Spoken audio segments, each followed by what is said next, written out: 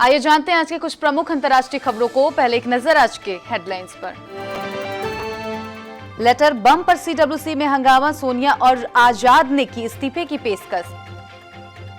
अवमानना केस पर प्रशांत भूषण ने सुप्रीम कोर्ट से माफी मांगने से किया इनकार।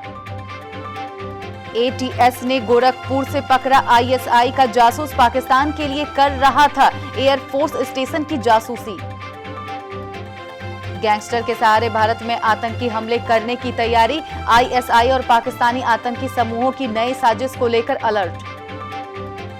मजदूर से मालिक बने हर ज्ञान के कायल हुए मुख्यमंत्री योगी आदित्यनाथ।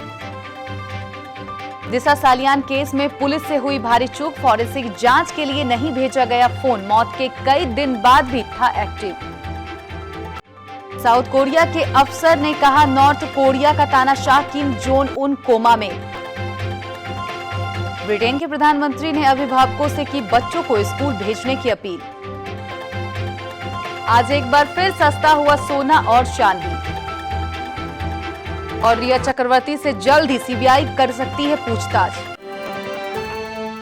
कांग्रेस वर्किंग कमेटी की वर्चुअल बैठक में हंगामा होना तो पहले से तय था। 2 दर्जन नेताओं की ओर से नेतृत्व परिवर्तन और संगठन चुनाव की मांग को लेकर सोनिया गांधी को लिखे गए लेटर पर खूब बहस हुई। अंतरिम अध्यक्ष सोनिया गांधी ने शुरुआत में ही यह साफ कर दिया था कि वह इस जिम्मेदारी से मुक्त होना चाहती है, लेकिन पूर्व पीएम मनमोहन सिंह से लेकर एके एंटनी तक ने उनसे पार्टी की कमान संभालने रखने की गुजारिश की। पूर्व अध्यक्ष राहुल गांधी ने लेटर की टाइमिंग को लेकर सवाल उठाए तो इसे लिखने में शामिल गुलाम नबी आजाद ने भी इस्तीफे की पेशकश कर दी।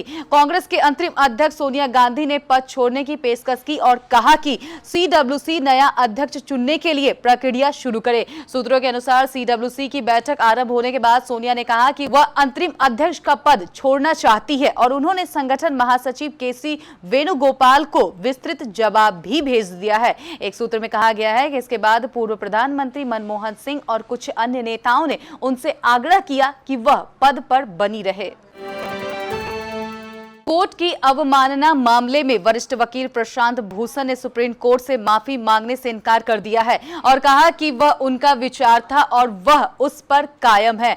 जजों के खिलाफ अपने ट्वीट के लिए अवमानना का दोषी पाए गए अधिवक्ता प्रशांत भूषण ने सुप्रीम कोर्ट में अपना जवाब दाखिल किया है। प्रशांत भूषण ने सोमवार को कोर्ट के समक्ष पेश किए गए अपने बयान में कहा कि मेरा मानना है कि सुप्रीम कोर्ट मौलिक अधिकारों के संरक्षण के लिए आशा का अंतिम गढ़ है। ट्वीट करके विश्वास का प्रतिनिधित्व करते हैं और अपने बयानों को वापस लेना निष्ठाहीन माफी होगी।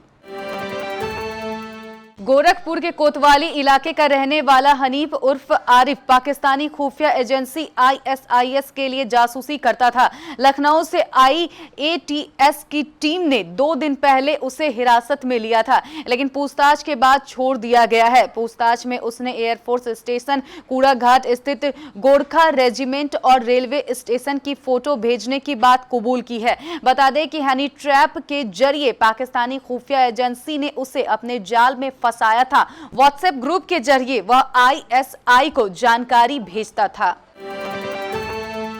आईएसआई और पाकिस्तान के आतंकवादी समूहों की नई साजिश ने भारतीय सुरक्षा एजेंसियों के लिए चुनौती बढ़ा दी है। सुरक्षा बलों और सुरक्षा एजेंसियों की चुस्ती से भारत में हमले नहीं कर पाने की वजह से बेचैन आईएसआई और आतंकवादी समूहों ने खूनी खेल का नया प्लान तैयार किया है। अपने नापाक मंसूबों को अंजाम देने के लिए वे लोकल गैंगस्टर का सहारा लेने की कोशिश में है। आत्मनिर्भर भारत कुछ कर गुजरने वालों की राह में आपदा रोड़ा नहीं, नया अवसर लेकर आती है। हरज्ञान सिंह कोरोना काल से पहले टेंट हाउस में पंडाल बांधते थे। संक्रमण काल में स्वरोजगार की राह पड़ती तो अनलॉक में खुद ही आत्मनिर्भरता की कहानी लिख दी। अब खुद का टेंट हाउस है। उत्तर प्रदेश के मुरादाबाद जिले के ब्लॉक कुंदरकी के गांव अबूपुर खुर्द के रहने वाले हरज्ञान सिंह का जीवन आसान नहीं था। वह दूसरे के टेंट हाउस पर काम करते थे, शादी समारोह में पंडाल बांधते थे। मन में कसम थी कि खुद का काम करेंगे। इसी दृढ़ संकल्प ने रास्ता बनाया। प्रधानमंत्री नरेंद्र मोदी ने आत्मनिर्भरता भारत के भाषण में उसमें जोश भरा। साथियों से सलाह के बाद उन्होंने समाज कल्याण विकास की ओर से अनुसूचित जाति के लिए संचालित पंडित दीनदयाल उपाध्याय स्वरोजगार योजना में ऑनलाइन आवेदन किया। 1 लाख रुपए का ऋण मंजूर हो गया तो खुद का टेंट हाउस शुरू कर दिया। मुख्यमंत्री योगी आदित्यनाथ भी हर ज्ञान के इस प्रयास के कायल हो गए हैं। सुशांत सिंह राजपूत की मौत की जांच अब सीबीआई कर रही है। सुशांत की मौत के बाद से ही दिशा सालियान का केस भी सुर्खियों में आ गया है। बता दें कि सुशांत की मौत के 6 दिन पहले यानी 8 जून को दिशा ने मुंबई के मलाड स्थित एक बिल्डिंग की 14वीं मंजिल से कूदकर कथित तौर पर आत्महत्या कर ली थी। दिशा सालियान को लेकर एक अहम जानकारी सामने आई है। रिपोर्ट के मुताबिक दिशा का फोन उसकी मौत के बाद भी एक्टिव था। इतना ही नहीं, उनका फोन भी जांच के लिए फॉरेंसिक टीम को नहीं भेजा गया था। जानकारी के मुताबिक 17 जून तक दिशा का फोन चालू था। नॉर्थ कोरिया के तानाशाह किम जोंग उन कोमा में है। फिलहाल देश की बागडोर उनकी बहन किम योंग जोन संभाल रही है। यह दावा दक्षिण कोरिया के पूर्व इंटेलिजेंस ऑफिसर चांग सोंग मिन ने किया है। मिन देश के पूर्व राष्ट्रपति किम देई जुंग के स्पेशल असिस्टेंट रह चुके हैं। मिन के मुताबिक किम जोंग उन गंभीर रूप से बीमार है। हालांकि बीमारी के बारे में पुख्ता तौर पर कुछ नहीं कहा गया है।